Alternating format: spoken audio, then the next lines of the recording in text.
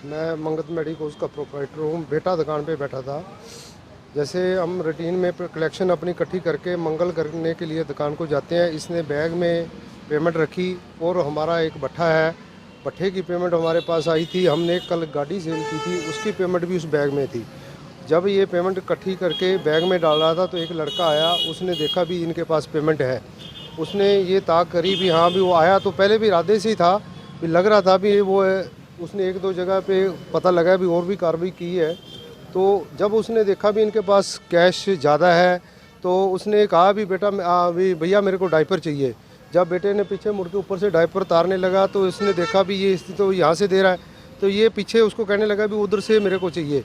ये उधर डायपर लेने गया तो उसने क्या किया, उसने ताक देखी और जो गले में पड़ा था बैग नीचे वाले दराज में, ऊपर से उसने काउंटर के ऊपर से हाथ डाल के और वो बैग उठाया। और बच्चे ने जब भी उसकी थोड़ी सी हलचल देखी थी, जब ये मुड़ा तो इसने बैग उठाते हुए देखा तो ये पीछे उसके भागा और बैग लेके भाग लिया वो। और बाइक उसने स्टार्ट रखा हुआ था और पेमेंट का जो बैग था लेके भाग गया। कितनी पेमेंट थी? 5 लाख रुपए के करीब पेमेंट थी। क्या मांग करते हैं? हम तो सर यही मांग करते हैं, एक तो ऐसा काम नहीं होना चाहिए, प्रशासन ऐसा कार्रवाई करे। इस तरह की गुंडागर्द लोग हैं जो ये चोरी करने वाले बंदे हैं, उन पे नकेल डाली जाए। सर्दी का मौसम है, क्या आप भी मांग करते हैं कि गश्त बढ़ाई जाए? सर वो तो है ही, ये तो है ही भी ये गश्त बढ़े। देखो ये भी पॉसिबिलिटी तो नहीं हो सकती भी हर दुकान के ऊपर पुलिस लग जाए, पर जितनी हो सके तो हम तो यही चाहते हैं भी प्रशासन इस पे गौर करे। और इस तरह की घटना आज मेरे पे है, कल को किसी और पे होगी, तो ऐसे गुंडा तत्व जो लोग हैं उनको प्रोत्साहन मिलेगा। ऐसा भी होता है, कई लोगों के पास हथियार भी होता है।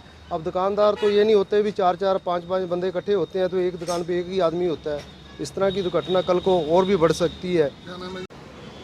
आज बरनाला रोड पे मंगत मेडिकल हॉल पे कल शाम को एक दुर्घटना हुई है। एक चोर ने आके दुकान पे डाका डाला है, जिसकी वीडियो हमारे पास है। और हम प्रशासन से ये अनुरोध करते हैं, पुलिस वालों से ये अनुरोध करते हैं भी इसकी तुरंत कार्रवाई हो और तुरंत दोषी को पकड़ा जाए। हरियाणा व्यापारी कल्याण बोर्ड माननीय मुख्यमंत्री जी ने व्यापारियों के हित के लिए बनाया है, इसलिए मैं एक वार्निंग दे रहा हूं प्रशासन को भी प्रशासन जल्दी से जल्दी इस व्यापारी की समस्या का हल करे, चोर को पकड़े। ये डकैती है एक प्रकार की, उसने आके डकैती की है और इसका रिजल्ट अगर प्रशासन जल्दी एक्टिव नहीं हुआ तो गलत होगा।